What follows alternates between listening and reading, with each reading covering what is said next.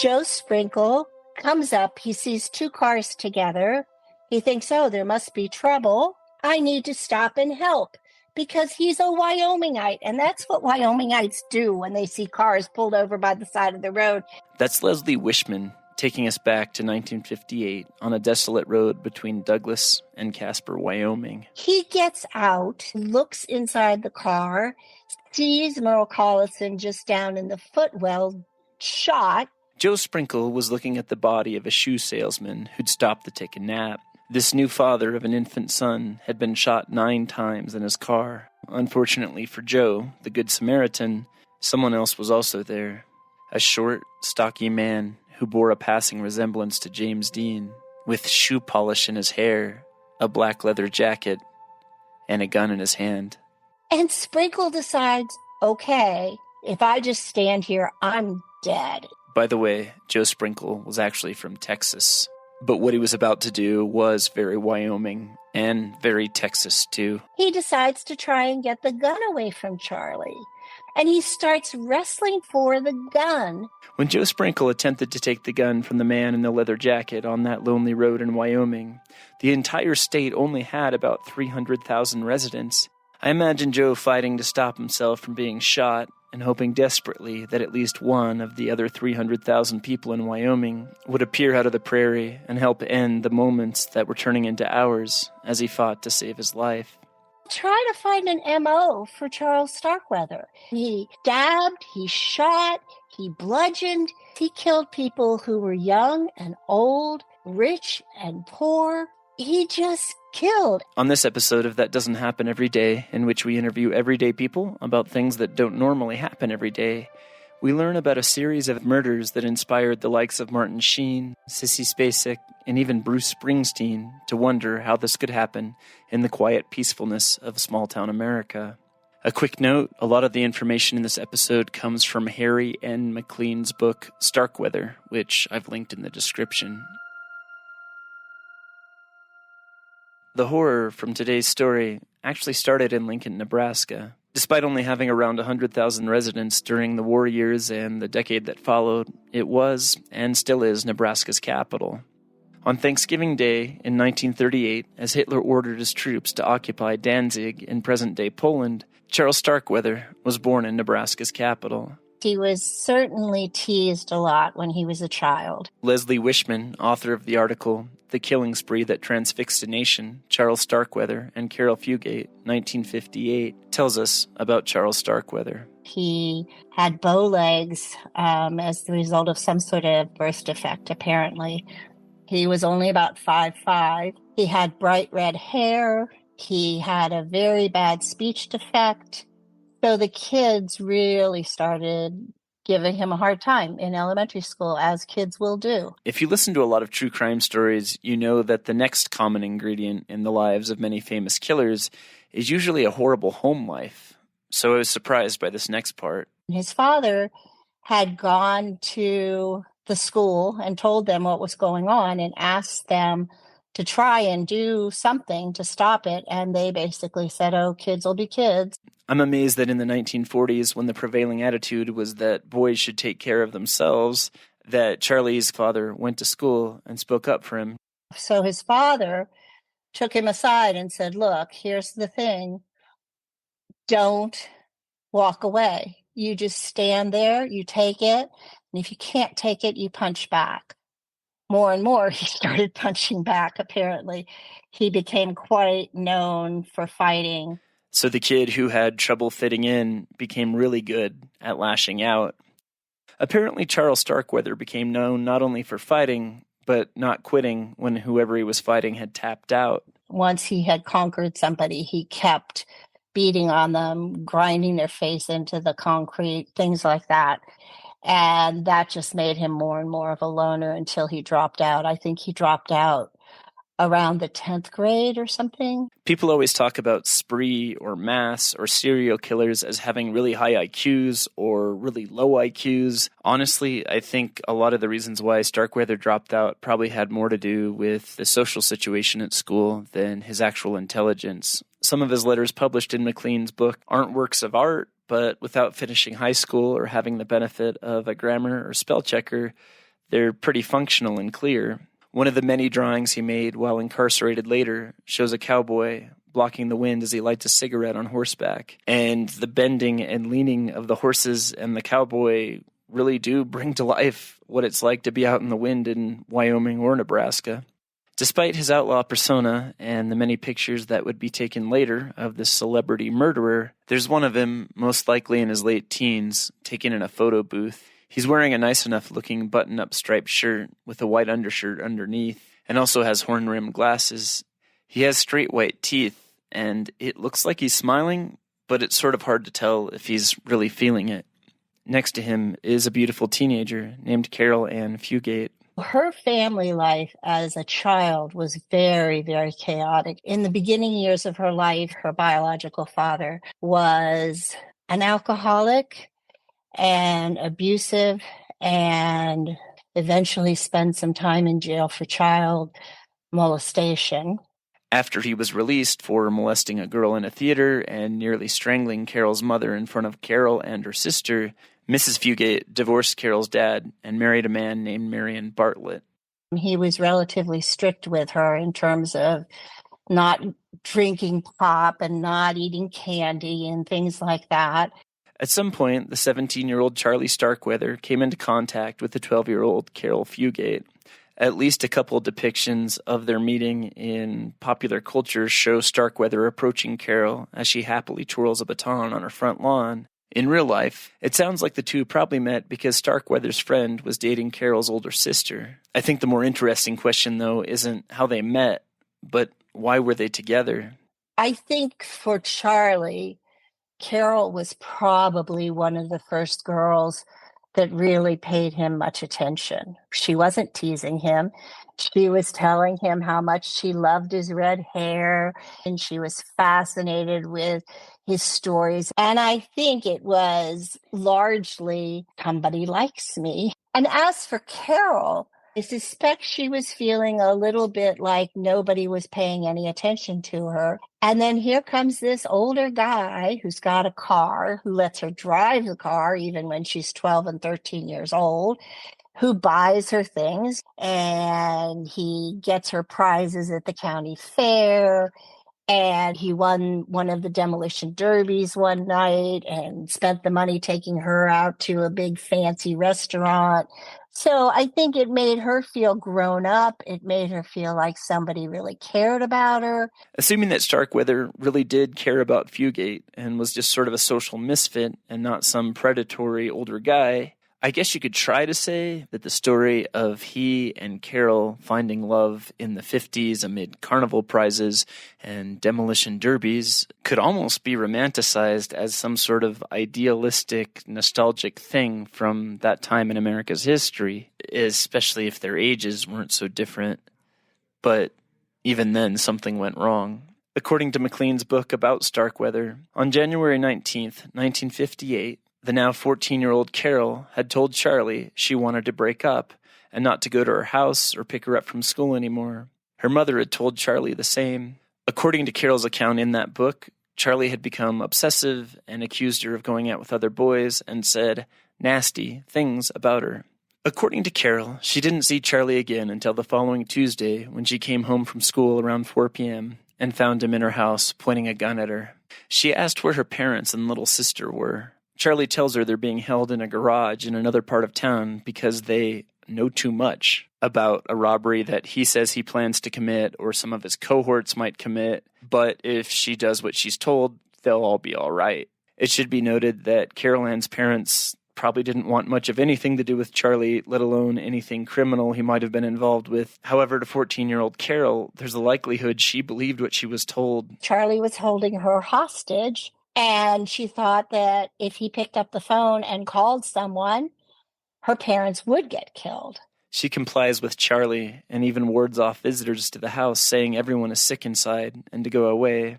Eventually, after 6 days, threats made by Carol's grandmother to bring police sent Carol and Charlie on the run. That evening after they left, the bodies of Carol's parents and little sister were found in a chicken coop in an unused outhouse in the backyard. Within an hour, an all-points bulletin is issued by the Lincoln Police Department for both Charles Starkweather, believed to be armed and dangerous, and Carol Fugate.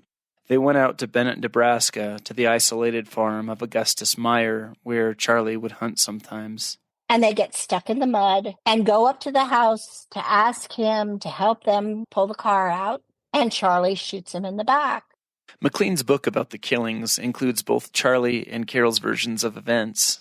Charlie's account of the Myers killing contains the same weird elements that all of his recollections do. In every one of them, according to Charlie, people suddenly just decide to try to hurt or kill him. This includes friends and strangers, and poor Charlie has to do what he has to do to save his own life in a world where everyone just seems to want to shoot him. This includes Augustus Myers, who also apparently suddenly just wanted to kill Charlie on the farm. I'm more inclined to believe Carol's accounts of what happened on the farm and also at every other murder scene, because what Charlie says just seems very implausible and strange every time. Perhaps the most likely part of Charles' account is that he said Augustus Meyer had $500 to get his road graded, which might have been why they went there in the first place. Another thing that should be noted before anyone says that Fugate was responsible for any of these murders or was perhaps controlling or manipulating Charlie into doing them is that Charlie had already killed someone by himself about a month and a half before Carol's family were murdered. Robert Culver was working at a gas station in Lincoln when Charlie came in and robbed it. He asked for the money, then told Culver to get in the car and took him out on that road and shot him and left him there. And I think that was sort of a dry run for Charlie to see how it felt, to see whether he could do that. If someone argues that Carol told him to do this or to get ready to kill and thus inspired him to do this, I really doubt it. At any rate, back on the Augustus Meyer farm, once Carol saw Charlie kill Augustus Meyer, she became even more worried and convinced that she might be next, which is very understandable. One detail in the McLean book that I can't get over was that Carol was worried that the ghost of the slain farmer might come after them at the farmhouse right after his murder. Again, remember, this is a 14-year-old girl. Many people have understandably asked why, if Carol was in fear for her life, she didn't run after seeing Augustus Meyer or any of the other victims killed. When you read her account, she talks about freezing in place. You know, you have the fight or flight reflex, right? Fight or flight, fight or flight, fight or flight. It's only been in the last, like I say, maybe 10 years that I've heard it as fight or flight or freeze. We didn't understand that was a normal reaction to trauma. The other question to ask is, even if Carol wasn't frozen, where would she go? Out on the open expanses of this farm, how far could she get before she too was shot? Also, if Carol really did believe that Starkweather had her family somewhere and could hurt them, that probably added to the stress of doing anything against what Charlie told her to do. Perhaps if Augustus Myers had been able to use that money before Charlie arrived and his road had been graded, Carol and Charlie wouldn't have gotten stuck and started hitchhiking. Jensen and King stopped to pick him up. Bobby Jensen and Carol King were two teenagers on a date who happened upon Charlie and Carol and offered to give them a ride. Charlie quickly used his gun to force the teens to drive him to a storm cellar near the August Meyer property. Charlie says that Carol shot the girl, and he shot the boy after the boy charged at him. But if you read the accounts in McLean's book, once again, Carol's story seems much more believable. After stealing the kid's car, the two head to an upper-class home in Lincoln and wait until the next day. And they sleep in the car until they see Mr. Ward leave for work that morning. And then they go into the house.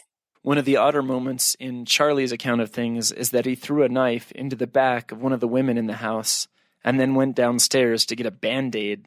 Would just a Band-Aid really stop the bleeding from a knife wound that Charlie said was bad enough that the knife actually stuck in this lady's back?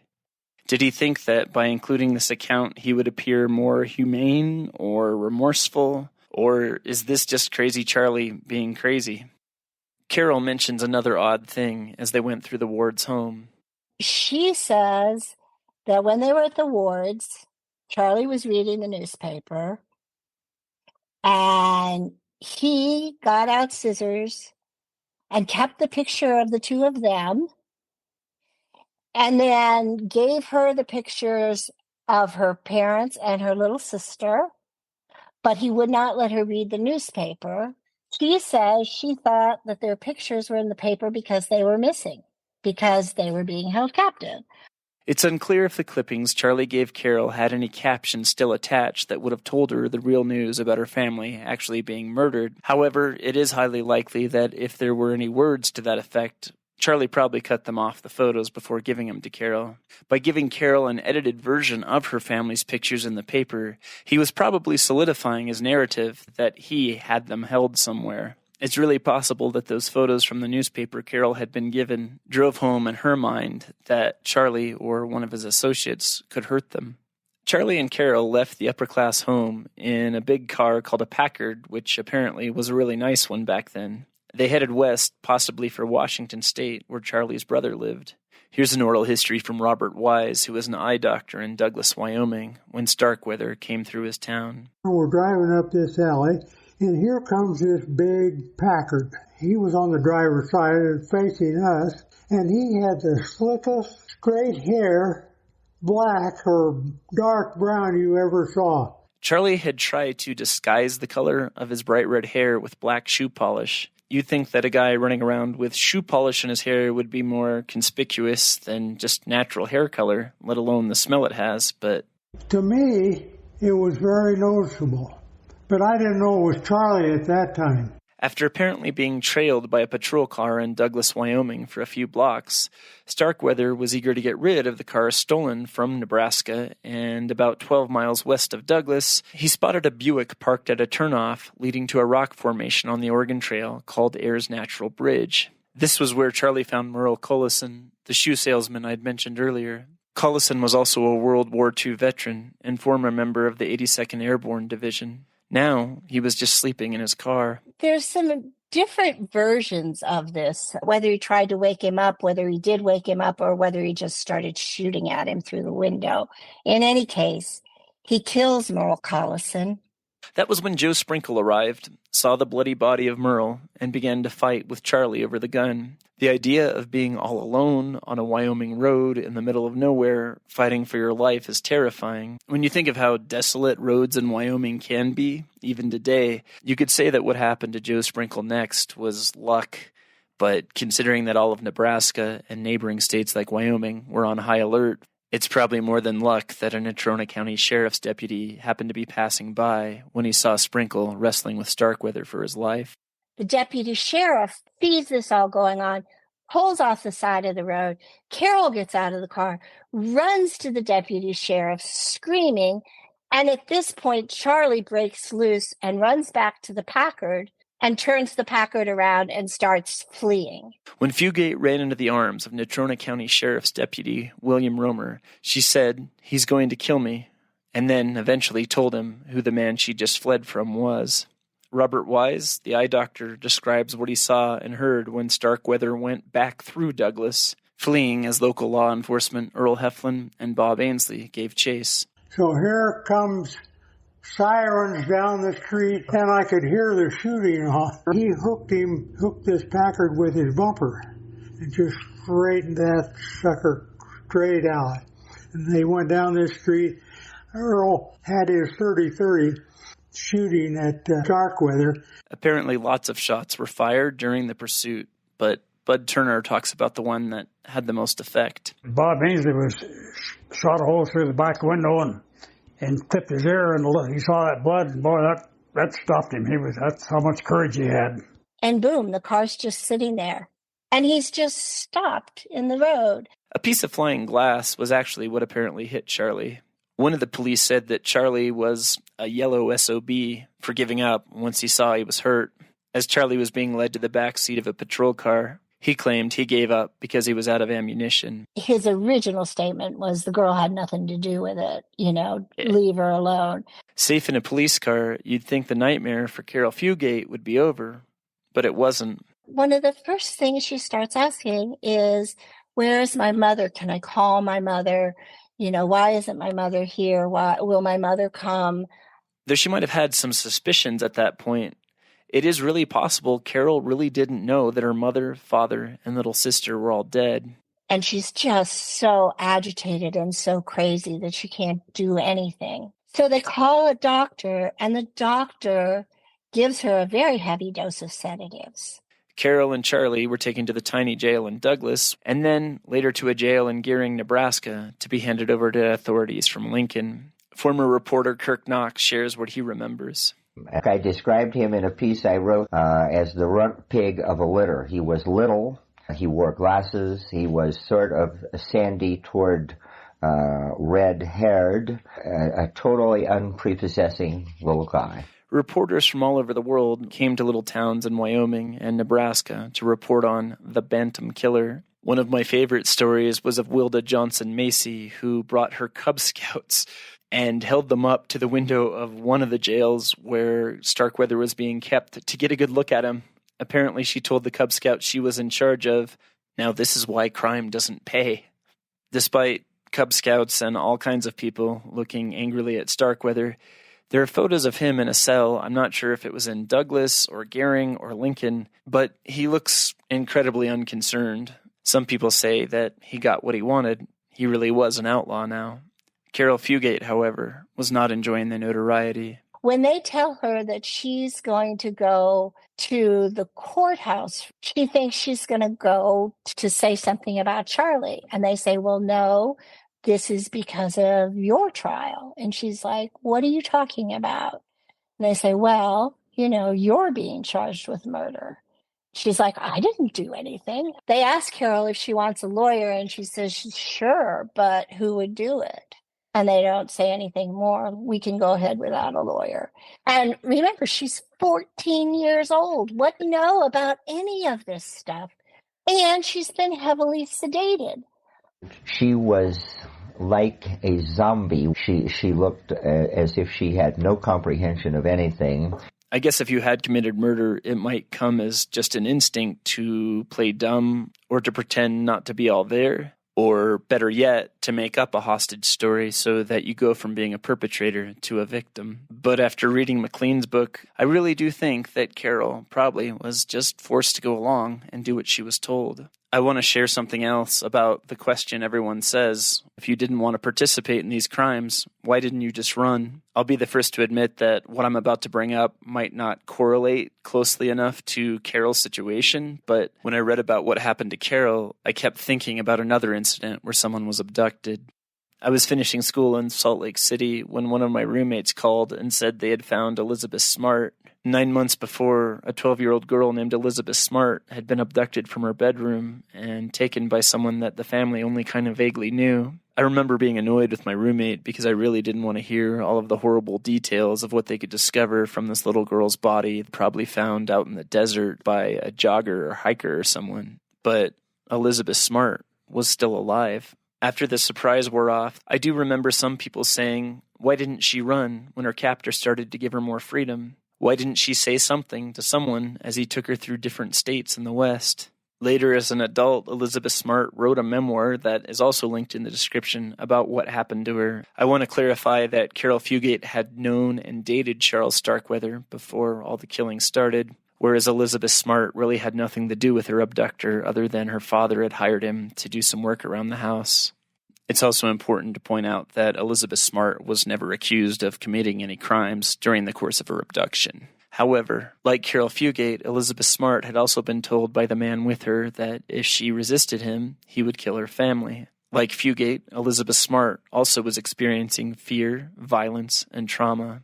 Nobody talked about trauma in the 1950s, It just was not a subject that anybody cared to delve into. It should also be noted that unlike Smart's experience that went on for 9 months, Carol's experience only went on for less than 10 days. And if she really didn't see or participate in her family's killing, then from the time she saw the first murder to her fleeing to the police in Wyoming, she would have only had about 48 hours from start to finish to process what was happening and to try to get away. I guess you can say when she finally ran out of that stolen car to the police, that was her running and telling someone and trying to get help. Things got even worse soon after the arrests when Charlie asked to see Fugate. The prosecutor says, well, maybe, why don't you write her a note and tell her you want to see her? And so Charlie does. She writes him back and says, I don't want to see you. And that's when he starts saying, oh, she killed Carole King, and he goes back and forth. And I think he wrote something like 7 different confessions, and they don't track. Her trial brought up things about how she helped take money out of the billfold when Charlie robbed the teenagers he later killed, or how she told Charlie when the owner of that nice house back in Lincoln had come home. But you really have to wonder how much of her participation in these crimes was her wanting to participate versus her being coerced and just doing what she needed to do. Charlie tells so many different stories. It's really hard to keep them straight, and I think it's a clear indication that he's lying 90% of the time. Charles Starkweather died in Nebraska's electric chair less than a year and a half after his arrest in Wyoming. He gave no last words and seemed to be resigned to whatever was going to happen to him. Ann Fugate was spared the death penalty, but sent to the women's prison in York, Nebraska. She turned out to be a very attractive young woman, and she was no trouble at York at all. She was what they laughingly call a model prisoner. She didn't get out until she was 36, 37 or something, which I think was a monstrosity. Carol moved away, got married, and even made an appearance on A Current Affair, a show back in the 90s. I've linked it in the description. McLean's book ends in a nursing home where Carol, though having trouble with her speech, still maintains that she was not there when her family was killed. Joe Sprinkle, the man who fought with Starkweather for his gun, passed away at almost 90 years old in 2018. Though I'm pretty sure I have the right obituary, it doesn't mention anything about those crucial minutes in 1958 when he was forced to fight for his life alone against a killer who had terrorized both Nebraska and Wyoming. I've been to Douglas, Wyoming more times than I can remember, as it's not far from where I live, and it's on one of the 3 interstates that go through Wyoming. You'd never know what happened there just looking at it. Robert Wise tells us about what people in town did to the stolen car Starkweather was driving. One of them picked off some of the bullets that were stuck on the back of it, and I've still got some. Kirk Knox remembers what someone else did to Starkweather's iconic black leather jacket now that the rebel, without any apparent cause, was behind bars. He had Starkweather's black leather jacket in his hands, and he said something like, Kirk, there's some more 22 cartridges in there. You know, sometimes you get a hole in your inside pocket and it falls down on the top of the bottom. So he said, well, he won't be needing this anymore. So he took out his pocket knife and he just slit the inside of the jacket to take out the 22 cartridges, and that was it. And then they made a movie of it, later on, and so I've got a recording of that. I first became aware of the Starkweather murders when I saw Terrence Malick's 1973 film, Badlands. Honestly, it still is one of my favorite movies. I remember being disappointed when I found out that Charles Starkweather probably had more in common with Charles Manson than Kit Carruthers, the fictitious character that was sort of based on him. In Badlands, Kit doesn't kill as many people as Starkweather actually did, and while they're not excusable, the film tries to make the crimes seem a little more understandable. For example, the character based on Carol actually still loves Kit, and Kit only shoots her father after telling him how much he loves her, but then is warned to stay away. Though it's far from justifiable, from then on, he only shoots people who are trying to turn him in. The movie doesn't even hint at the fact that in real life, Charles Starkweather either did or tried to do something more to Carole King that I won't mention here. I asked Leslie, who also likes Badlands, why those things weren't present and why we like the movie so much. I think that's just us trying to work it out in our own minds. It's an easier way to deal with really dark realities. We find some little piece that makes us think, oh, there's the little bit of humanity, and we puff it up a little bit so that we can live with the darkness that we're trying to deal with.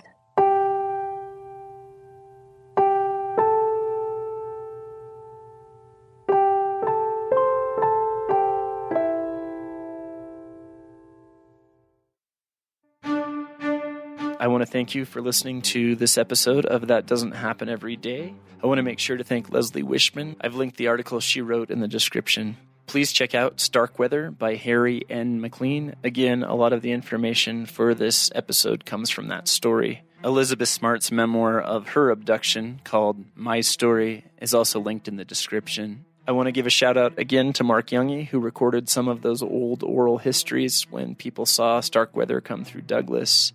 If you would like to listen to more episodes of That Doesn't Happen Every Day, simply do a search for That Doesn't Happen Every Day. Every day is 2 words in this case, podcast, and you can listen to the entire archive of shows completely for free. Thank you again for listening. Please share this with a friend, and I hope to have a new episode to you in a couple weeks.